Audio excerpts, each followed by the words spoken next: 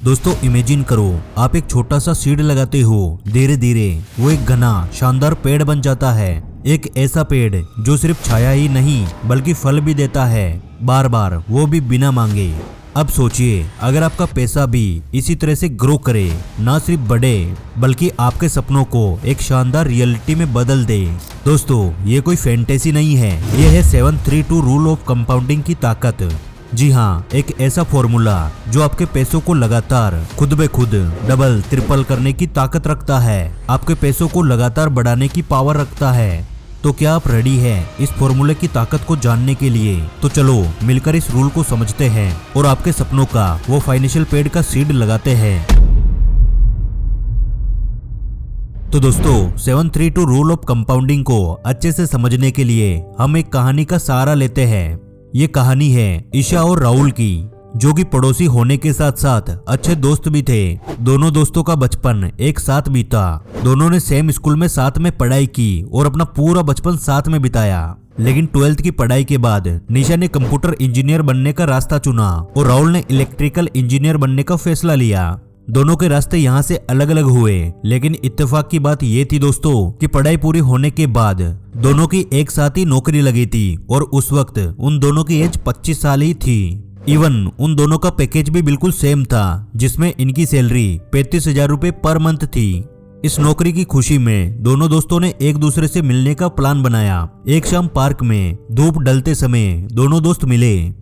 राहुल के चेहरे पर एक्साइटमेंट थी और निशा के चेहरे पे भी मुस्कान थी। राहुल ने हंसते हुए निशा से कहा, क्या तुम्हें याद है मेरे अंकल की वो बातें जो हमेशा सेविंग और इन्वेस्टमेंट के बारे में हमें समझाते थे?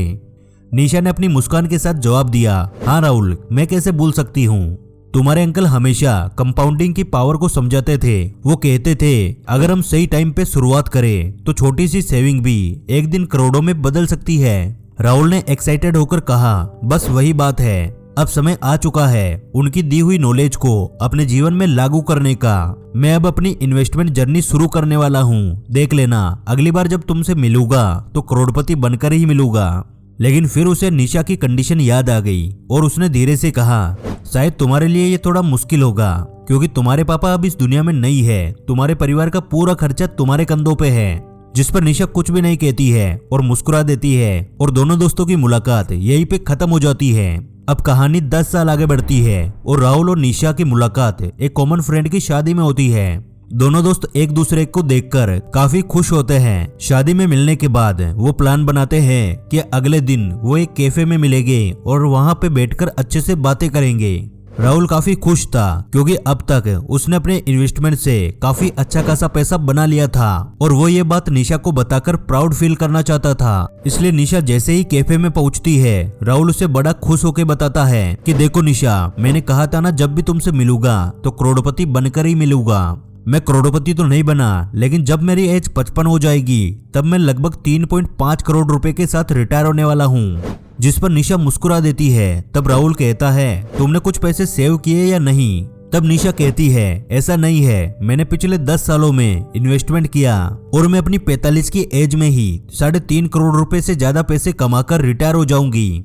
ऐसा सुनते ही राहुल के पैरों के नीचे से जमीन खिसक जाती है। उसे बहुत बड़ा शौक लगता है। वो कहता है, हमने सेम उम्र में जॉब की, हमारी सैलरी भी सेम थी और हम दोनों को मेरे अंकल ने सेम फाइनेंशियल नॉलेज भी दी थी। फिर आखिर तुमने अपने इन्वेस्टमेंट में ऐसा क्या जादू किया जो कि तुम इतनी जल्दी 3.5 करोड़ रुपए से ज्यादा की मालिक बन जाओगी? वो भी मुझसे पहले। मैं तो 45 की एज में बनूंगा और तुम 35 की एज में ही बन जाओगी। इस पर निशा जवाब देती है कि राहुल, पहले तुम बताओ कि आखिर तुमने अपने पैसों को कैसे इन्वेस्ट किया था जो तुम 55 की एज में रिटायर हो गए।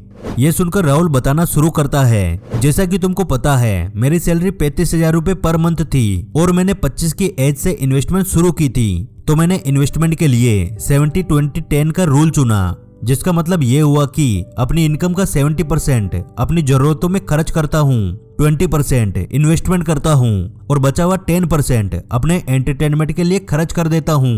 बेसिकली राहुल महीने का 7,000 रुपए SIP के अंदर इन्वेस्ट कर रहा था। अब दोस्तों, अगर इंडेक्स फंड की एवरेज रिटर्न हिस्ट्री को देखें तो ये हर साल लगभग 11 से 12% का रिटर्न दे देती है।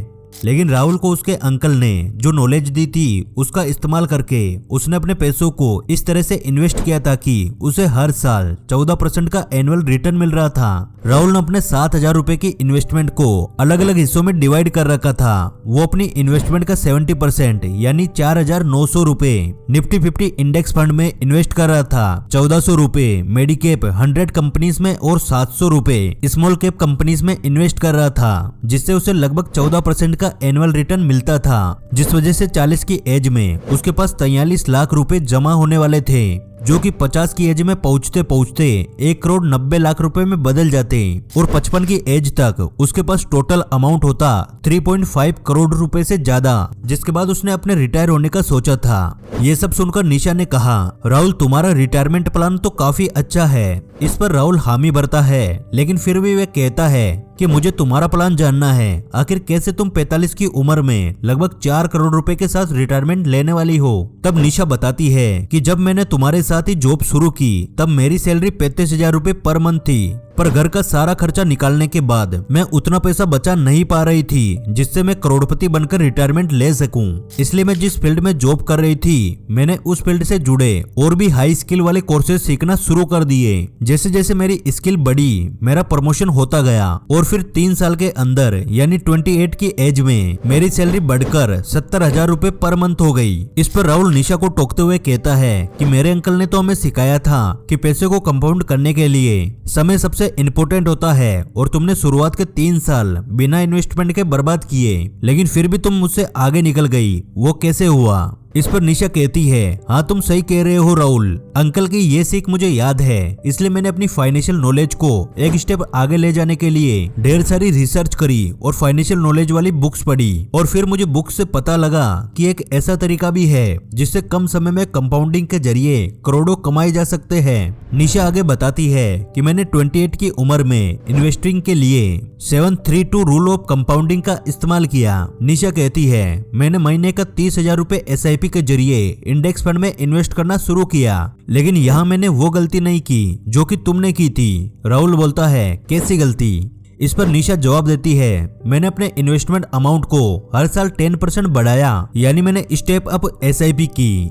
निशा ने अपनी बात को अच्छे से समझाने के लिए तुरंत अपने मोबाइल में SIP कैलकुलेटर निकाला और राहुल को कैलकुलेटर के जरिए दिखाने लगी कि उसने हर महीने 30,000 रुपए इन्वेस्ट किए, साथ ही हर साल 10% का स्टेप अप SIP किया। ऐसे में 12% के एनुअल रिटर्न के बावजूद भी अभी यानी 35 साल की उम्र में उसकी वेल्थ 51 लाख रुपए तक बन चुकी है और अगर उसने अपनी प्रोसेस को जारी रखा तो अगले 50 लाख बनाने में उसे 7 साल नहीं बल्कि सिर्फ 3 साल लगेंगे, यानी 38 की उम्र में उसके पास 1 करोड़ रुपए हो गए। और यहाँ पे मजे की बात यह है दोस्तों कि अगले 50 लाख और बनाने में उसे सिर्फ 2 साल ही लगेंगे, यानी 40 की उम्र में उसके पास 1.5 करोड़ रुपए हो गए। तो ये 732 रूल ऑफ कंपाउंडिंग की ताकत है। लेकिन अगर 1.5 करोड़ रुपए बनाने के बाद भी निशा अपनी इन्वेस्टमेंट जारी रखती है तो फिर इसके बाद वो सिर्फ एक साल में ही 50-50 लाख रुपए तक बना सकती है। यानी अगर निशा चाहे तो अपनी 45 की उम्र में 3.5 करोड़ से ज्यादा की कमाई के साथ आराम से रिटायर हो सकती है, यानी राहुल से पूरे 10 साल पहले और उससे बहुत ज्यादा अमाउंट के साथ।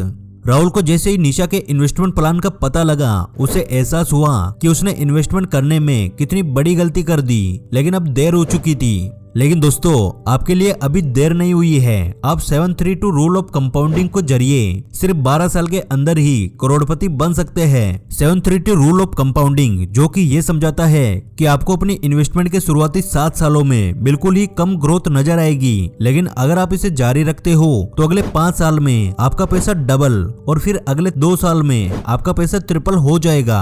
दोस्तों कम समय में इन्वेस्टमेंट के जरिए करोड़पति बनने का ये सबसे आसान तरीका है। तो अभी आपकी एज कितनी है और आप अपनी इन्वेस्टमेंट जर्नी को कब से शुरू करने वाले हो, हमें कमेंट करके जरूर बताना।